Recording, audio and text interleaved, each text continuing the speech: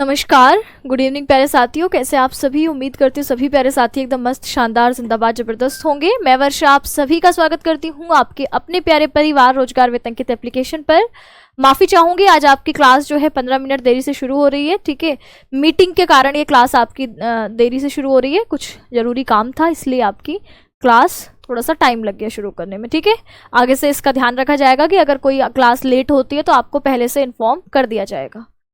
तो कौन कौन आ चुका है क्लास में? अंकुर, अतुल, खुशबू, अंकित कुमार, विशाल, सचिन, अभिषेक, धामू, शिवांगी, अनुज, अरविंद, आकाश, सूरज, संजय, सचिन, मयंक, राघव, आरती, धीरज, अनामिका, वीरेंद्र, वैष्णवी, विशाल, काजल, सभी को वेरी वेरी गुड इवनिंग। तो बताइए भाई, कैसे हैं आप सभी? कैसी चल रही है आप लोगों की तैयारी? हम आपके जो सिलेबस का पाठ्यक्रम का पहला टॉपिक है गद्य का उद्भव एवं विकास, इसको हमने शुरू किया हुआ है। गद्य के उद्भव एवं विकास को हम 4 कालों में बांटकर समझते हैं। आपके आदिकाल, भक्तिकाल, रीतिकाल और आधुनिक काल। हम कहते हैं गद्य का सबसे अधिक विकास आपके भारतेंदु युग आधुनिक काल में हुआ है। तो हम आपके उससे पहले के समय सीमा यानी आदिकाल या भक्तिकाल या रीतिकाल को भारतेंदु पूर्व युग कह देते हैं, यानी भारतेंदु से पहले का समय। तो हम यहाँ पर गद्य के उद्भव एवं विकास को समझने के लिए इसको 2 भागों में बांटते हैं। एक होता है पूर्व भारतेंदु युग, यानी भारतेंदु से पहले के समय में गद्य में क्या काम हुए और भारतेंदु के बाद गद्य में क्या काम होंगे। आज हम भारतेंदु युग की बात करने वाले हैं। इससे पहले हमने समझा है कि गद्य आपकी इससे पहले की जो रचनाएं होती थी वो पद्य प्रधान होती थी। कुछ कुछ आंशिक रूप में हमें पद्य जो है वह आपके गद्य दिखने लगा था, लेकिन वह खड़ी बोली में ना होकर ब्रज भाषा, राजस्थानी, मैथिली और दक्षिणी इन भाषाओं का छुटपुट गद्य हमें देखने को मिला है, जिसकी कुछ महत्वपूर्ण रचनाओं को भी हमने भारतेंदु पूर्व कक्षा में करा है। अभी लास्ट क्लास में यानी पिछली क्लास में हमने 2 महत्वपूर्ण नाम आपके पर बात करी थी। एक बार बता दीजिए कमेंट सेक्शन में वो 2 महत्वपूर्ण नाम कौन से थे, जिसके बाद आज हमें भारतेंदु युग पर चर्चा करनी है। तो बताएंगे वो 2 महत्वपूर्ण नाम जो कल हमने जिन पर चर्चा करी थी। देखते हैं कितना याद है आपको। वैष्णवी, अजय, मुकेश, शिवम, विराट, दीपू, आरिश, सचिन, मनोज, पुरुषोत्तम, शैलेंद्र, दीपू, कामिनी, शालिनी, सौरभ, शिवम। बताइए एक बार कौन से 2 महत्वपूर्ण नाम थे जिस पर हमने कल चर्चा करी थी कि भैया इन 2 नामों के बाद हम पहुंच जाएंगे सीधे कहां पर? हम सीधे पहुंच जाएंगे आपके भारतेंदु के समय पर। हमने इससे पहले की क्लास में यानी सैटरडे की क्लास में 4 नाम देखे थे, जिसमें आपके कौन कौन सा नाम आ रहे थे, जिसमें हमने कहा था कि सदासुख लाल, ठीक है, इंशाअल्लाह खां, लल्लू लाल और आपके सदल मिश्र। ये 4 हमने सैटरडे में देखे थे। मंडे में 2 नए नाम देखे हैं, बहुत बढ़िया। हाँ, क्या होंगे? राजा शिवप्रसाद सितारे हिंद और राजा लक्ष्मण सिंह, ये 2 नाम देखे थे, जिसमें शिवप्रसाद सितारे हिंद जो है जिसमें जो आपके शिवप्रसाद सितारे हिंद जो है, यह जो गद्य रचना करते हैं उसमें अरबी और फारसी शब्दों का प्रयोग करते हैं, यानी ये उर्दू निष्ठ हिंदी को बढ़ावा देते हैं। और यहाँ पर हमारे पास लक्ष्मण सिंह है, जो आपके लक्ष्मण सिंह जो क्या करते हैं, जो संस्कृत निष्ठ हिंदी को बढ़ाने की बात करते हैं। लक्ष्मण सिंह जो कि कैसे आपके जो संस्कृत निष्ठ हिंदी को बढ़ाने की बात करेंगे। ये 2 नाम हमने अभी तक देखे हैं।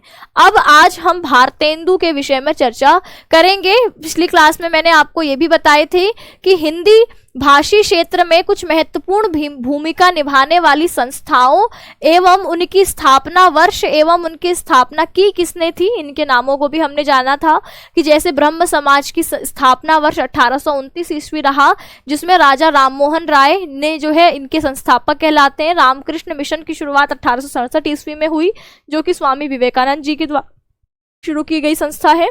प्रार्थना समाज जो कि महादेव गोविंद रानाडे और आत्माराम पांडुरंग, ये दो नाम इसमें आते हैं। आर्य समाज की संस्थापना 1867 ईस्वी में स्वामी दयानंद सरस्वती जी के द्वारा की हुई। थियोसॉफिकल सोसाइटी जो कि 1882 ईस्वी में स्थापित है, इनको हमने करा था। आज हम इसके आगे बात करेंगे।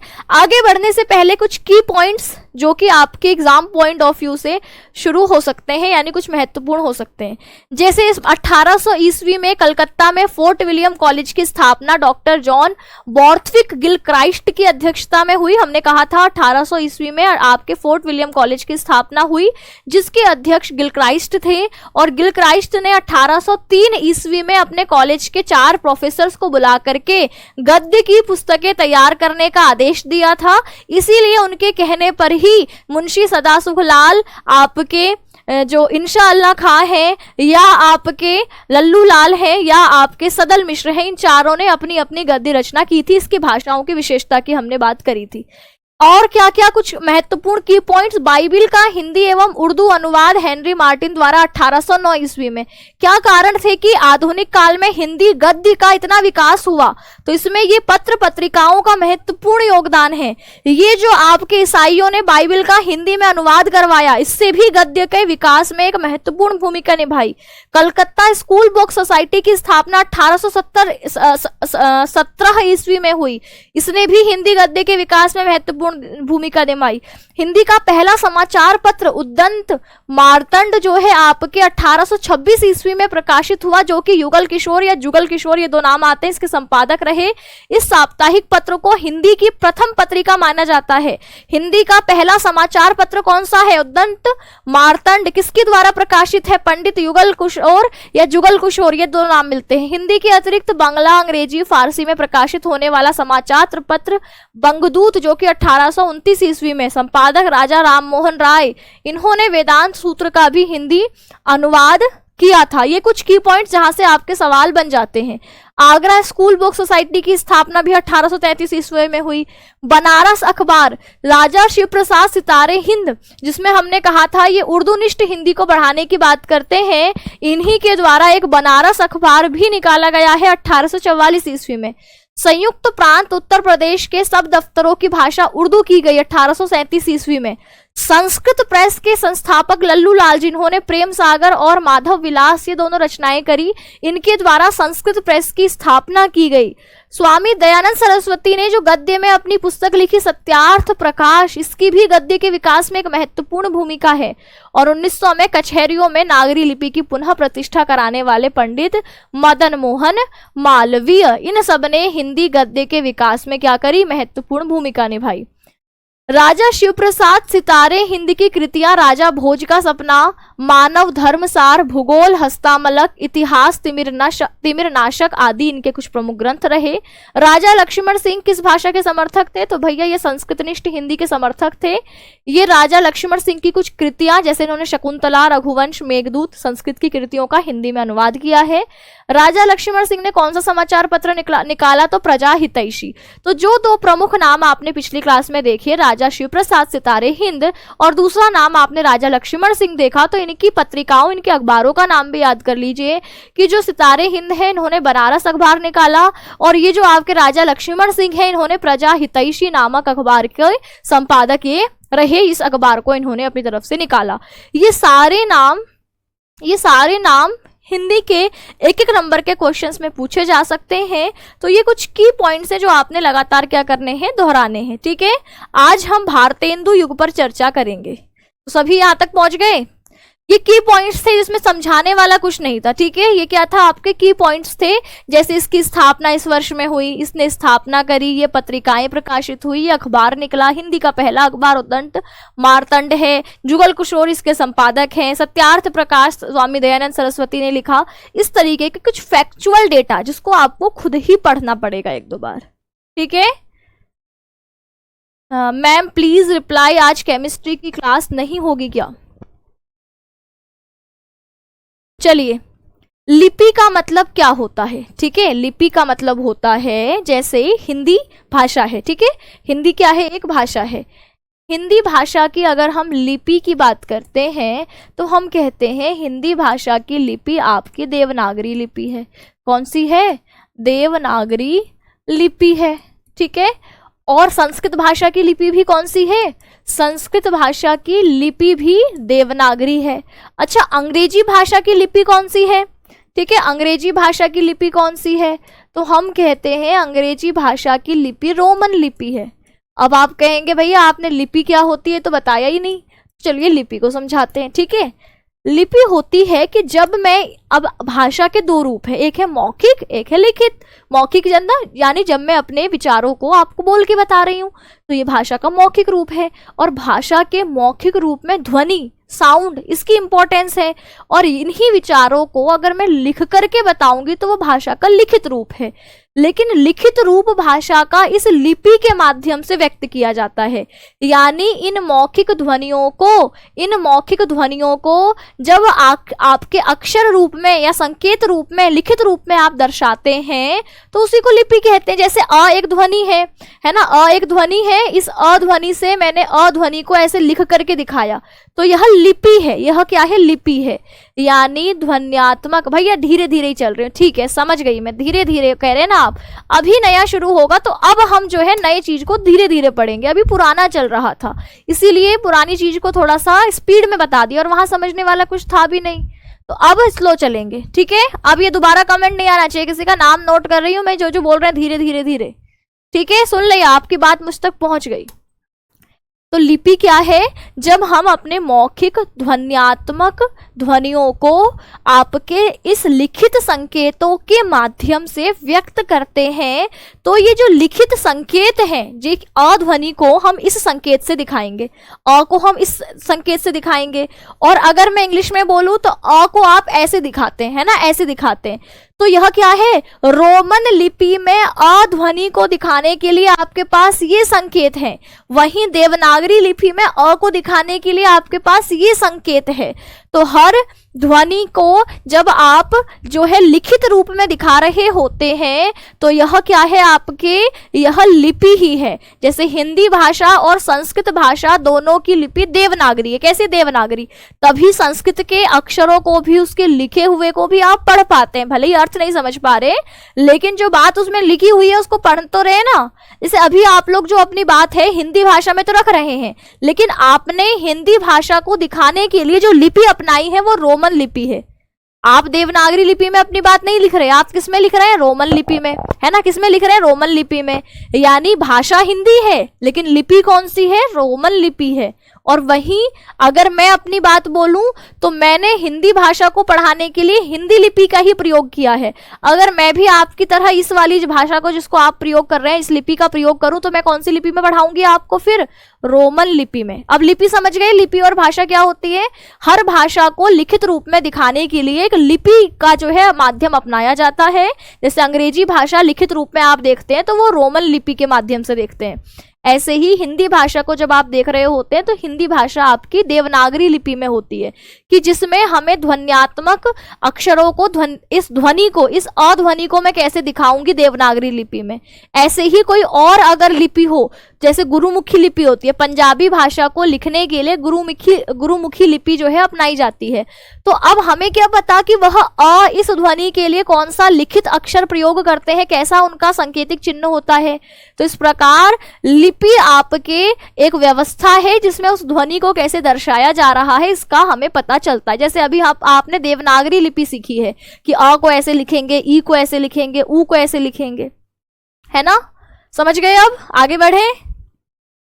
मैम ट्रिक से पढ़ाइएगा। भैया बिल्कुल ट्रिक से क्या, कहानी के माध्यम से सीखिए। कहानी हमें सबसे ज्यादा देर तक याद रहती है ना। ट्रिक भी भूल जाएंगे लेकिन कहानी नहीं भूलेंगे, तो कहानियों की तरह समझना है। अब कुछ लोग कह रहे हैं जल्दी जल्दी पढ़ाइए, कुछ लोग कह रहे हैं धीरे धीरे पढ़ाइए। चलिए अब मैं इसको अपनी स्पीड से पढ़ाऊंगी। अब हम आज से अभी से नया टॉपिक शुरू करें। इससे पहले जो आपने पढ़ा वह आपके सिर्फ पुरानी चीजों का रिवीजन था। केमिस्ट्री की क्लास होगी, तो जो बच्चे परेशान हो रहे हैं कि क्लास नहीं होगी, भैया आप कृपया परेशान ना हो। आपकी केमिस्ट्री की क्लास जिस समय पर होती है उसी समय पर होगी, ठीक है। चलिए, अब केमिस्ट्री की क्लास के लिए भी मैसेज नहीं करेंगे, अब ध्यान से मेरी बात को सुनेंगे। सभी तैयार हैं तो कमेंट सेक्शन में एक बार थम्स अप करके बताइए कि अब इस नए आप युग को पढ़ने के लिए जहां पर असल मायनों में गद्य का विकास हुआ है, इसको समझेंगे। कौन सा युग पढ़ रहे हैं आप? भारतेंदु युग पढ़ रहे हैं। इससे पहले गद्य का जो विकास हुआ है बहुत आंशिक रूप में हुआ है, बहुत कम हुआ है, वो भी खड़ी बोली गद्य नहीं है, वह राजस्थानी, मैथिली, ब्रजभाषा, दक्षिणी गद्य है। तो अब हम खड़ी बोली गद्य का विकास, अब इस भारतेंदु युग को हम आधुनिक काल को ही क्या कह देते हैं? आधुनिक काल। आदिकाल, भक्ति काल और रीति काल के बाद जो आधुनिक काल आता है, यही आधुनिक काल को हमने भारतेंदु युग कह दिया। भाई इसको क्यों कहा हमने भारतेंदु क्यों कहा? क्योंकि भारतेंदु ने इस आधुनिक काल में हिंदी गद्य के विकास में जो महत्वपूर्ण भूमिका निभाई, इसीलिए इस काल का नाम ही भारतेंदु के आधार पर रख दिया। क्या नाम रख दिया? भारतेंदु युग। आचार्य रामचंद्र शुक्ल इस युग को क्या कह देते हैं? वो कहते हैं इस युग में इतनी गद्य रचनाएं हुई हैं, इसको आप गद्य काल कह दो। क्या कह दो? गद्य काल। तो आधुनिक काल को हम भारतेंदु युग भी समझते हैं, हम इसको गद्य काल भी कहते हैं, क्योंकि यहाँ पर सबसे अधिक गद्य रचनाएं हुई हैं। श्रेय किसको जाता है? किसको क्रेडिट जाता है? तो क्रेडिट गोज टू भारतेंदु। ठीक है, हरीश चंद्र भारतेंदु जी को इसका क्रेडिट जाता है, इनका महत्वपूर्ण योगदान है, और इसीलिए हम इसका नाम ही भारतेंदु युग के रूप में समझ रहे हैं। कहा कि जो भारतेंदु युग का उदय हिंदी साहित्य की एक महत्वपूर्ण घटना है। भाई आप देखिए कि भारतेंदु जी ने कोई ऐसा काम किया होगा ना, जो इतने सालों बाद हम इनका नाम यहाँ कक्षा में पढ़ रहे हैं, इतना इंपॉर्टेंट है। बताइए, आपके पाठ्यक्रम में डाला गया है, आप इसको इतने ध्यान से सुन रहे हैं, मैं इतने ध्यान से पढ़ा रही हूँ, हम इन पर चर्चा कर रहे हैं, आपका पेपर चेक होगा, वहां पर जो एग्जामिनर इनका नाम को देखेगा तो इतना महत्वपूर्ण नाम है, क्योंकि इन्होंने कुछ ऐसा काम किया है नाम लेने लायक, है ना। आप में से कुछ बच्चे शिकायत करते हैं, मैम आप हमारा नाम नहीं लेती। भाई अपना नाम लेने लायक जो है आप काम तो करो। भारतेंदु जी ने देखो नाम लेने लायक काम किया है। अब ये बोलते थोड़े ही आकर के कि मेरा नाम लो, है ना, बार बार बताओ कि आप भारतेंदु मेरे बारे में बात कर रही हो, नहीं, है ना। इन्होंने अपना काम ऐसा कर दिया है कि हमें इनका नाम लेने के लिए मजबूर होना पड़ रहा है। बिना इनका नाम लिए काम ही नहीं चल सकता। हम कैसे समझाएंगे बिना इनका नाम लिए गद्य को? इसीलिए कहा कि जो भारतेंदु युग का उदय हिंदी साहित्य की एक महत्वपूर्ण घटना है। भारतेंदु का जन्म 1850 ईस्वी में काशी के संपन्न वैश्य परिवार में हुआ था। ठीक है, वैश्य परिवार से मतलब समझते हैं ना, ऐसा परिवार जो कृषि के कार्यों से संबंधित हो। जब हम ब्राह्मण परिवार कहते हैं तो वहां पर जब हम आपकी वर्णाश्रम व्यवस्था देखते हैं, तो वर्णाश्रम व्यवस्था में मैंने आपको बताया था कि आपके एक कर्म आधारित था। कर्म आधारित यानी जो पठन पाठन का काम करे, अध्ययन अध्यापन का काम करे, उसको ब्राह्मण वर्ग में रखते थे। जो रक्षा का, युद्ध का काम करे, उसको हम क्षत्रिय वर्ग में रखते थे। जो कृषि उद्योग आदि के कार्यों से समाज के भरण पोषण का ध्यान रखता था, उसको हम वैश्य में रखते थे। और अंत में शूद्र होता था, जो अन्य तीनों वर्गों की सेवा का दायित्व उसके हिस्से में आता था। तो यहाँ पर कहा कि वह काशी के एक संपन्न वैश्य परिवार में थे, यानी कोई ऐसी कमी नहीं थी उनमें, कृषि अच्छे खासी जमीन वगैरह होगी इनकी। तो ऐसे परिवार से भारतेंदु हरिश्चंद्र जी का संबंध था। यह 1850 ईस्वी में जन्म लेते हैं। भारतेंदु ने भाषा को परिमार्जित एवं स्वस्थ रूप देकर हिंदी साहित्य को नवीन मोड़ दिया। भाषा को परिमार्जित का मतलब समझते हैं?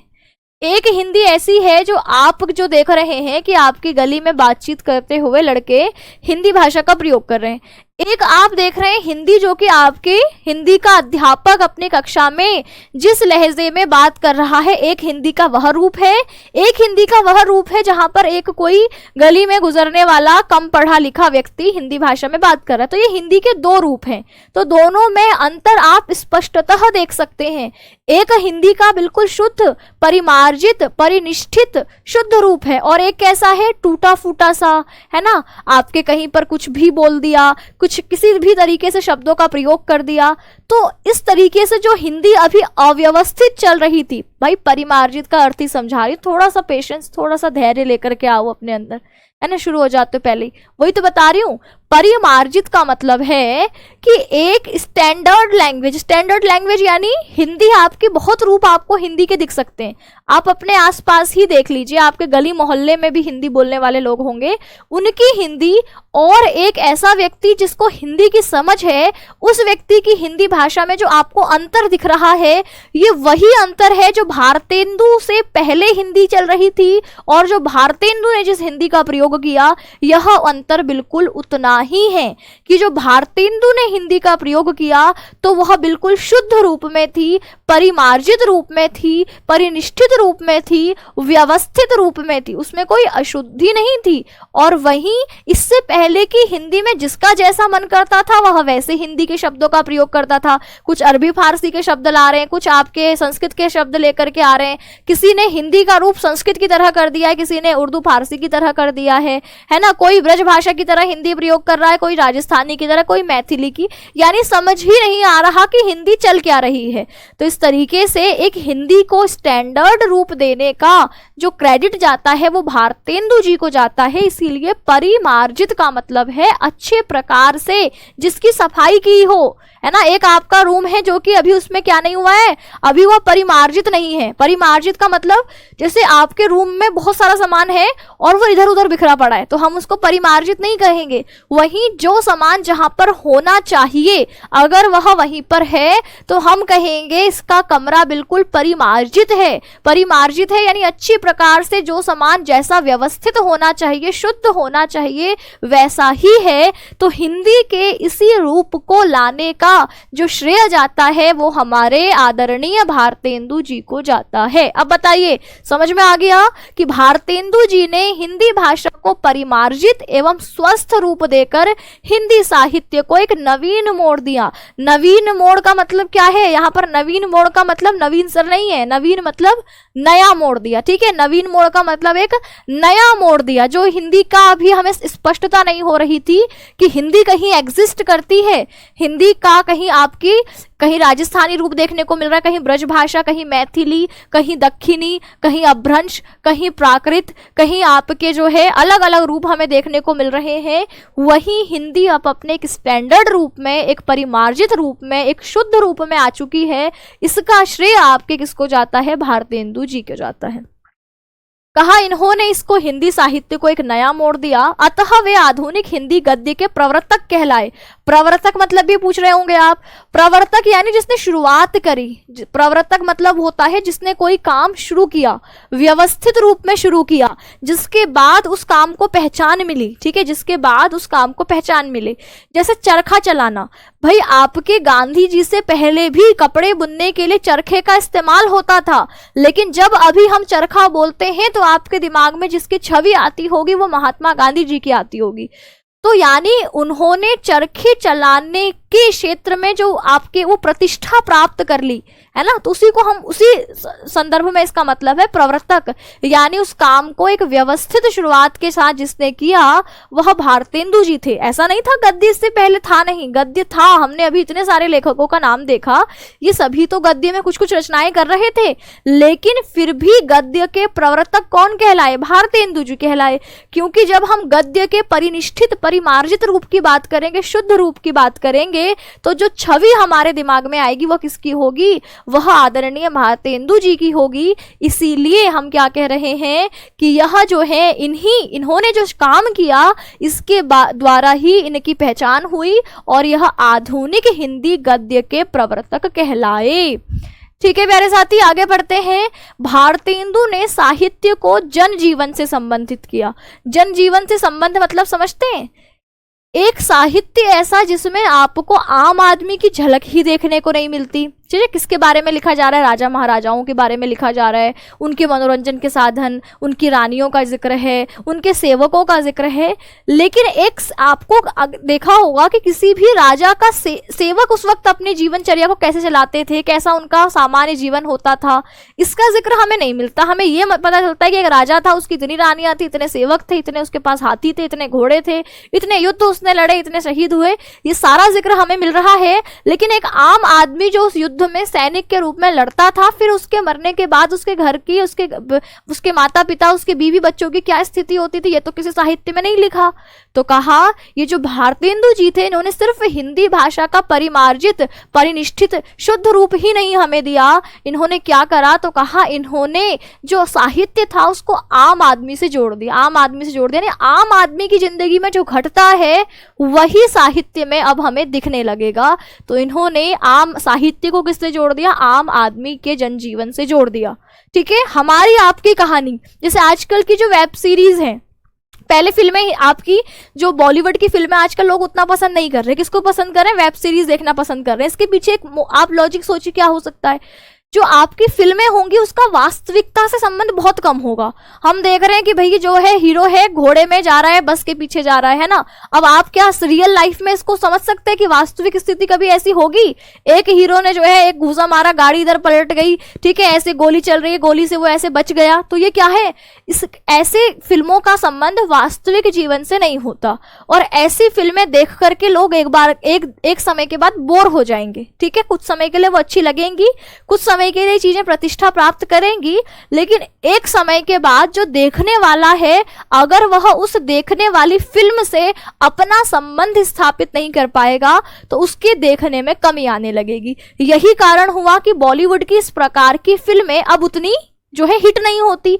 इनसे ज्यादा हिट तो वेब सीरीज हो जाती है। वो वेब सीरीज हिट क्यों होती है? क्योंकि उसमें एक आम आदमी का जनजीवन दिखाया जाता है ना। आम आदमी की जिंदगी कैसे होती है, कि मिडिल क्लास आदमी कैसे स्ट्रगल कर रहा है, इसके स्ट्रगल पर बेस्ड बहुत सारी आपको वेब सीरीज मिल जाएंगी। तो इसीलिए कहा कि यहाँ पर इसी तरीके का कहेंगे कि जैसे साहित्य से ही तो आपकी फिल्में निकली हैं। जो साहित्य, जो कहानी, जो आप किसी का चरित्र आप किसी कहानी में पढ़ रहे हैं, वही कहानी अगर पात्रों के माध्यम से पर्दे पर दिखा दी जाए तो वही तो आपकी क्या है, वही तो फिल्म है, वही सिनेमा है, वही नाटक है, वही वेब सीरीज है। तो कहानी को आप अपनी किताब से पढ़ रहे हैं या आप सामने पर्दे में दिख रहे हैं, ये दोनों लगभग एक दूसरे से जुड़े हुए पक्ष हैं। उस समय में जब इस तरीके की फिल्मों का प्रचलन या वीडियो वगैरह का प्रचलन, नाटक का प्रचलन नहीं था, तो इस तरीके के मनोरंजन के लिए जो लोग जिसका सहारा लेते थे वो साहित्य होता था। जब आपके घर में टीवी नहीं थी, मैं अगर अपने पेरेंट्स से, अपने माता पिता से पूछती हूँ कि भाई जब मनोरंजन का साधन नहीं था तब लोग अपना मनोरंजन कैसे करते थे, तो उनका जवाब हमेशा यही होता है, हमारे पास किताबें होती थी, है ना, हम किताबें पढ़ते थे। चाहे वो उपन्यास हो सकता है, कहानियों की किताबें हो सकती है, पत्र पत्रिकाएं हो सकती है, अखबार हो सकते हैं, बहुत सारी किताबों का कलेक्शन उनके पास हुआ करता था। वो कहीं अगर आपके घूमने जा रहे हैं, जैसे मेरी मम्मी है शादी के बाद अपने मायके जा रही है ना, नानी के घर जा रही हैं, तो वह अपनी कुछ किताबें लेके जा रही हैं वहां, है ना। क्यों? क्योंकि भाई मनोरंजन के लिए वो उसको हमेशा अपने पास रख रहे हैं। तो ऐसे समय में, ऐसे ही आपके इस वक्त में हम अपने मनोरंजन के लिए क्या देखते हैं, फिल्में देखते हैं ना, वेब सीरीज देखते हैं। क्यों? क्योंकि हमें अपना मनोरंजन चाहिए। तो ऐसे ही ये जो आपके भारतेंदु जी थे, इन्होंने अपने साहित्य में आम जनजीवन को उससे जोड़ दिया, उनकी कहानियां भी अपने साहित्य में शामिल कर दी।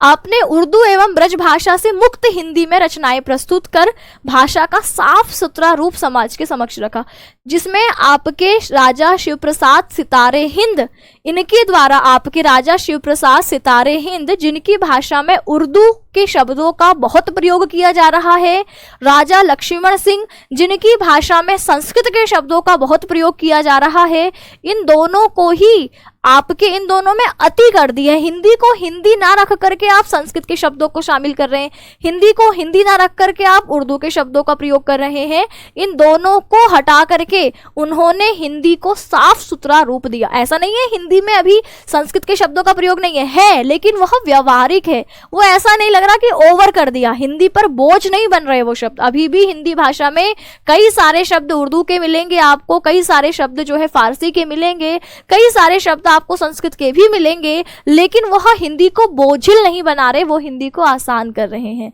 तो इसीलिए कहा कि मुक्त हिंदी में रचनाएं प्रस्तुत कर इन्होंने भाषा का साफ सुथरा रूप समाज के समक्ष रखा।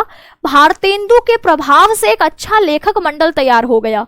अब भारतेंदु के समय में कौन कौन से महत्वपूर्ण लेखक रहे, इससे सवाल आपके एग्जाम में आता है कि निम्नलिखित में से कौन सा लेखक भारतेंदु युग से संबंध रखता है, निम्न में से कौन सा भारतेंदु युग का लेखक नहीं है। तो भाई देख लो कौन कौन से महत्वपूर्ण नाम है। इसमें एक नाम आता है पंडित प्रताप नारायण मिश्र, बद्री नारायण चौधरी, प्रेमघन, ठाकुर जगमोहन सिंह और पंडित बालकृष्ण भट्ट। इनके अलावा भी अभी नाम आएंगे, कुछ महत्वपूर्ण नाम यहां पर देख लीजिए, ठीक है। देखिए, आपके कहा कि भारतेंदु के प्रभाव से एक अच्छा लेखक मंडल तैयार हो गया। अब भारतेंदु जी अकेले तो सारी जो है, ऐसा नहीं है कि सारे साहित्य उस युग में जो लिखा वो भारतेंदु जी ने ही लिखा। हम अपने जीवन में कई सारी चीजें दूसरों को देखकर सीखते हैं, ठीक है। अगर मैं कोई काम कर रही हूं तो मेरे किए हुए कार्य का प्रभाव आप पर भी पड़ेगा ही। समाज में कोई एक व्यक्ति अगर गलत कर रहा होता है तो उसको देख करके 4 गलत करने वाले और खड़े हो जाते हैं, और वहीं कोई एक व्यक्ति सही काम कर रहा होता है तो उसको देख करके भी कुछ लोगों को सही का प्रभाव थोड़ा देरी से पड़ता है। तो हो सकता है सही लोगों को, जहां गलत लोगों को करता देख 4 लोग और खड़े होकर गलत काम कर रहे हैं, तो हो सकता है सही व्यक्ति कोई काम कर रहा है तो उसको देख करके 2 ही व्यक्ति काम करें, लेकिन फिर भी सही के द्वारा किए हुए का प्रभाव भी पड़ेगा और गलत के द्वारा किया हुआ प्रभाव भी पड़ेगा। तो ऐसे ही भारतेंदु जी ने जो हिंदी का परिनिष्ठित, परिमार्जित, शुद्ध, साफ सुथरा रूप लोगों के सामने प्रस्तुत किया, उससे प्रभावित हो करके उस युग के ही कुछ प्रमुख और लेखक हुए जिन्होंने जो है प्रभावित हो करके अपनी जो रचनाएं करी उसमें हिंदी का वही शुद्ध, परिनिष्ठित, परिमार्जित रूप दिखाया, जो कि आपके किसने दिखाया? भारतेंदु जी ने दिखाया, ठीक है। समझ पा रहे हैं इस बात को? हमने कहा कि भारतेंदु जी ने हिंदी को परिनिष्ठित और परिमार्जित किया, साफ सुथरा किया। उसमें जो ब्रज भाषा, उर्दू, फारसी, इन सब भाषाओं का प्रभाव था उसको कम करके उसको शुद्ध हिंदी के रूप में आपके परिमार्जित, परिनिष्ठित किया, ठीक है। और इसके अलावा इन्होंने जो उस समय का साहित्य था उसको जनजीवन, सामान्य जनजीवन से जोड़ करके उसकी रचना करी, और साथ ही उनके प्रभाव से, उनसे प्रभावित होकर के उसी समय में कुछ और लेखक हुए जिन्होंने अपने लेखन में इन्हीं के गुणों को उतारा। इसमें प्रमुख नाम पंडित प्रताप नारायण मिश्र, बद्री नारायण चौधरी प्रेमघन और ठाकुर जगमोहन सिंह और बालकृष्ण भट्ट जी का आता है। बताइए, यहां तक चीजों में स्पष्टता है तो इसके आगे बढ़ेंगे। अभी मैंने एक स्लाइड बताई और इससे धीरे क्या ही पढ़ाऊंगी, बताओ। अभी इसी पर हम बात कर रहे हैं। यही तो नया था, जिससे पहले का तो सारा रिवीजन चल रहा था, है ना। बुक कब मिलेगी? तो भैया बुक आपको बताया गया है सितंबर में मिलेगी, सितंबर तक पहुंचा दी जाएगी आप तक, ठीक है। सितंबर में मिल जाएगी बुक। अभी जो है थोड़ा सा यहाँ तक चीजों को समझिए, आगे बढ़े। केमिस्ट्री की क्लास आपके समय पर होगी, जिस समय पर होती है उसी समय पर केमिस्ट्री की क्लास आपकी होगी। अब हम देख रहे हैं पंडित प्रताप नारायण मिश्र, जो कि इन्हीं के समय में हुए। पंडित प्रताप नारायण मिश्र की प्रकृति की अनुरूप ही, प्रकृति यानी उनके नेचर, ठीक है। जैसे मैं अपने नेचर की बात करूं, है ना, मैं कहूं कि मैं बहुत ज्यादा बोलने वाला नेचर है मेरा, और किसी का हो सकता है बहुत ज्यादा शांत स्वभाव का हो। तो प्रकृति का मतलब होता है नेचर, ठीक है। क्या होता है आपका? नेचर। तो कहा कि पंडित प्रताप नारायण मिश्र की जो प्रकृति थी वह अपने प्रकृति के अनुरूप ही, अपने नेचर के अनुरूप ही, उनकी भाषा अति स्वच्छंद है। उसमें हास्य, विनोद तथा पूर्वी कहावतों तथा मुहावरों का अत्यधिक प्रयोग मिलता है। अब प्रताप नारायण मिश्र, जो कि इन्हीं के समय के लेखक हुए, उनकी भाषा की कुछ विशेषता का जिक्र करते हुए कहते हैं कि जो पंडित प्रताप नारायण मिश्र है यह अपने नेचर के अनुरूप ही स्वच्छंद है। उसमें स्वच्छंद यानी मुक्त, ठीक है, बंधे हुए नहीं। जैसे कोई लिख रहा है तो हो सकता है बहुत ज्यादा उसने अपने आप को बांध करके लिखा हो कि मुझे ऐसा लिखना है, लेकिन इनका लेखन कैसा? स्वच्छंद, उसमें आपकी स्वतंत्रता है। उसमें हास्य, विनोद है तथा पूर्वी कहावतों तथा मुहावरों का भी प्रयोग इन्होंने अपने लेखन में किया हुआ है। अगला नाम आता है बद्री नारायण चौधरी, जिनको हम प्रेमघन के नाम से जानते हैं। इनके लेखों में भाषा की पुरानी परंपरा का निर्वाह मिलता है, कि जो भाषा की परंपरागत रूप है इसी का निर्वाह इनकी भाषा में देखने को मिलता है। बालकृष्ण भट्ट की भाषा तीखी है एवं चमत्कार पूर्ण है, और ठाकुर जगमोहन सिंह की भाषा में शब्द शोधन एवं अनुप्रास की प्रवृत्ति मिलती है। तो हरिश्चंद्र एवं उनके समसामयिक सभी लेखकों में एक विशिष्ट जीवंतता मिलती है, यानी सबकी अपनी अपनी एक विशेषता होती है जो कि हमें इनकी भाषा में मिल रही है। समसामयिक सोच रहे होंगे आप, क्या होता है? समसामयिक मतलब होता है उस समय के जो लेखक हैं, समसामयिक यानी करंट, है ना, उस समय के जो आपके करंट के लेखक हुए, हरिश्चंद्र एवं उनके समसामयिक सभी लेखकों में, यानी उस समय के जो लेखक रहे उस समय के लेखकों में एक विशिष्ट जीवंतता हमें मिलती है। ठीक है मैम, क्या नोट्स बनाना जरूरी है हिंदी का? भाई नोट्स नहीं बनाना, ठीक है, और आपको सिर्फ क्लास की चीजों को सुनना है कहानी की तरह, ठीक है, ना नोट्स बनाना है ना अलग से पढ़ना है, सिर्फ क्लास में रोज आइए, क्लास में याद हो जाएगा, सिर्फ सुनते रहिए ध्यान से मेरी बातों को, ठीक। तो यहाँ पर आपके भारतेंदु जी के समय में नाम बताइए, किस किस का नाम आया। आपसे बोला जाए भारतेंदु युग के प्रमुख लेखकों के नाम बताइए, तो भारतेंदु युग जिसको हम गद्य काल भी कहते हैं, जिसको हम आधुनिक काल भी कहते हैं, इसमें गद्य का सर्वाधिक विकास हुआ है। भारतेंदु जी के समय में ही कुछ महत्वपूर्ण लेखकों पर इनका प्रभाव पड़ा। उन लेखकों के नाम में पहला नाम किसका आता है? पंडित प्रताप नारायण मिश्र का। दूसरा नाम किसका आता है? दूसरा नाम आता है आपके पंडित बद्री नारायण चौधरी, जिनको हम प्रेमघन कहते हैं। तीसरा नाम किसका आता है? तीसरा हम कहते हैं आपके बालकृष्ण भट्ट का, और फिर आपके जगमोहन सिंह का। ये चार महत्वपूर्ण नाम आपके किससे जुड़े हुए हैं? भारतेंदु युग से जुड़े हुए हैं। आगे समझेंगे, कहा कि भारतेंदु युग में नाटकों की रचना प्रचुर मात्रा में हुई। अब नाटक आपके गद्य की ही एक विधा है, तो कहा कि भारतेंदु युग में नाटकों की रचना बहुत हुई। इसमें मौलिक तथा अनुदित, मौलिक यानी मौलिक और अनुदित नाटक में क्या है? अनुदित नाटक का मतलब है जो कि किसी और भाषा से अनुवाद किए हुए हैं। जैसे संस्कृत का नाटक है अभिज्ञान शाकुंतलम, इसको आपने हिंदी में अनुवाद कर दिया, इसका है ना ट्रांसलेशन कर दिया, तो वो अनुदित नाटक है। और मौलिक नाटक जो उसी भाषा में लिखे गए हैं, जैसे मैं कोई नाटक ऐसा है जो संस्कृत में ही लिख रही हूँ, कोई ऐसा नाटक है जो हिंदी में ही लिख रही हूँ, कोई ऐसा नाटक है जो मैं इंग्लिश में ही लिख रही हूँ, तो वह क्या होगा? वह मौलिक नाटक। तो भारतेंदु युग में बहुत सारे नाटकों की रचना हुई, जिसमें कुछ नाटक तो मौलिक थे यानी आपके हिंदी में ही लिखे गए होंगे, और कुछ ऐसे नाटक थे जो दूसरी भाषाओं से जिनका हिंदी में अनुवाद किया गया। कहा कि नाट्य कृतियां इस काल में मिलती है। भारतेंदु जी के मौलिक नाटकों की बात करें तो वो है वैदिकी हिंसा हिंसा न भवति पहला नाटक, चंद्रावली दूसरा नाटक, विषस्य विषम औषधम यह तीसरा नाटक। यह भारतेंदु जी के मौलिक नाटक है। भारत दुर्दशा, नील देवी, अंधेर नगरी तथा ये सारे आपके कैसे नाटक हैं? मौलिक नाटक। अनुदित नाटक जिनका अनुवाद किया है वह है विद्या सुंदर, पाखंड विखंडन, कर्पूर मंजरी और मुद्रा राक्षस। तो ये सारे आपके, अब इनमें से पूछेगा कि वैदिकी हिंसा न भवति यह कौन सी गद्य विधा है? तो हमने पहले बोल दिया ये नाटक है। अच्छा, इसके रचयिता का नाम बताइए, कौन है? भारतेंदु हरिश्चंद्र। वैदिकी हिंसा हिंसा न भवति, ठीक है, ये नाटक के रचयिता कौन है? भारतेंदु हरिश्चंद्र हैं। चंद्रावली नाटक के रचयिता कौन है? भारतेंदु हरिश्चंद्र है। ठीक है, आपके विषस्य विषम औषधम के रचयिता कौन है? भारतेंदु हरिश्चंद्र। भारत दुर्दशा के रचयिता कौन है? भारतेंदु हरिश्चंद्र का नाटक है। नील देवी किसका नाटक है? भारतेंदु हरिश्चंद्र का नाटक है। ठीक है, आपसे बोले अंधेर नगरी नाटक किसका है? भारतेंदु हरिश्चंद्र का नाटक है। इनके द्वारा अनुदित नाटकों की बात आए तो कहा कि विद्या सुंदर, पाखंड विखंडन, कर्पूर मंजरी और मुद्रा राक्षस इनके द्वारा अनुदित नाटक हैं। अब आगे प्रताप नारायण मिश्र कृत गौ संकट, कली प्रभाव, भारत दुर्दशा, बालकृष्ण भट्ट कृत कलिराज की सभा, रेल का विकट खेल, बाल विवाह और प्रेमघन के द्वारा लिखी हुए भारत सौभाग्य तथा लाला श्रीनिवास कृत रणधीर एवं प्रेम मोहिनी, ये इनके कुछ नाटक रहे।